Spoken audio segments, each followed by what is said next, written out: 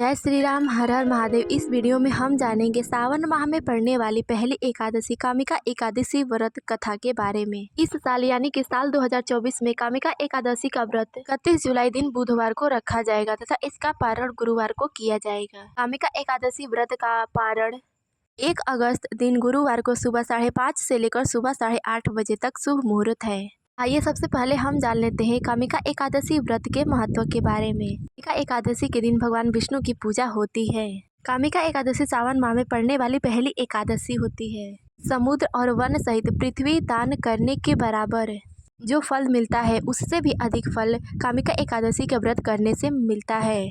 आभूषणों से युक्त बछड़ा सहित तथा गौदान से जो फल प्राप्त होता है उसका फल हमें कामिका एकादशी व्रत करने से प्राप्त होता है। जो मनुष्य यह व्रत न कर सके तो उसे कथा अवश्य श्रवण करनी चाहिए और इस दिन भगवान विष्णु की विशेष रूप से पूजा करनी चाहिए। मान्यताओं के अनुसार कामिका एकादशी के दिन भगवान विष्णु की पूजा करने से तथा व्रत करने से सभी देव, नाग, किन्नर तथा पितृ आदि सभी की पूजा हो जाती है। संसार सागर में फंसे हुए व्यक्ति को इस व्रत को अवश्य करना चाहिए। कामिका एकादशी का व्रत करने से मनुष्य के सभी पापों का नष्ट हो जाता है। मनुष्य को आध्यात्म विद्या से जो फल प्राप्त होता है उसका फल मात्र एकादशी यानी कि कामिका एकादशी व्रत करने से प्राप्त होता है।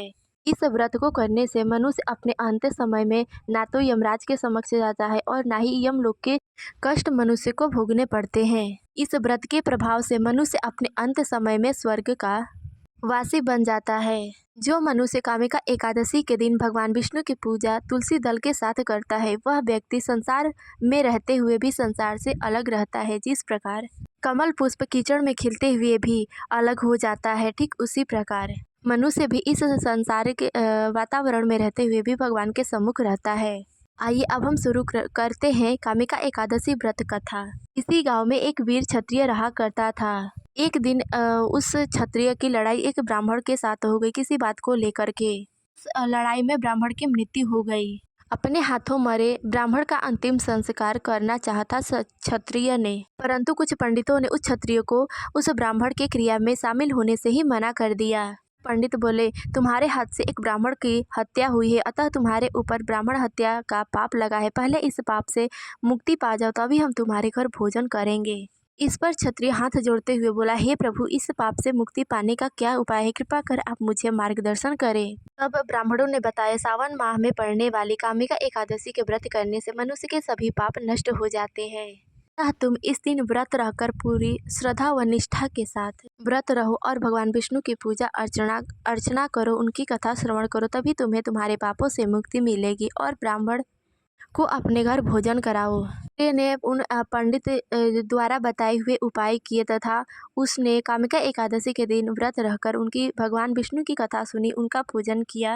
उसी रात को भगवान श्री हरि विष्णु जी उसके सपने में आकर बोले कि मैं तुम्हारी पूजा से प्रसन्न हूँ और तुम्हारे ब्रह्म हत्या पाप से तुम्हें मुक्ति मिल गई है। अब तुम्हारे ऊपर ब्रह्म हत्या का कोई दोष नहीं है। इस तरह उस क्षत्रिय को ब्रह्म हत्या से मुक्ति मिली। इस व्रत को करने से व्यक्ति के जो भी जाने अनजाने पाप होते हैं वे सभी नष्ट हो जाते हैं। इसके बाद व्यक्ति यहाँ सुख भोग कर परलोक को पधारता है यानी कि भगवान विष्णु के धाम को जाता है। प्रेम से बोलो श्री हरि विष्णु भगवान की जय। इस वीडियो में बस इतना मिलता है अगले वीडियो में, तब तक के लिए जय श्री राम, हर हर महादेव।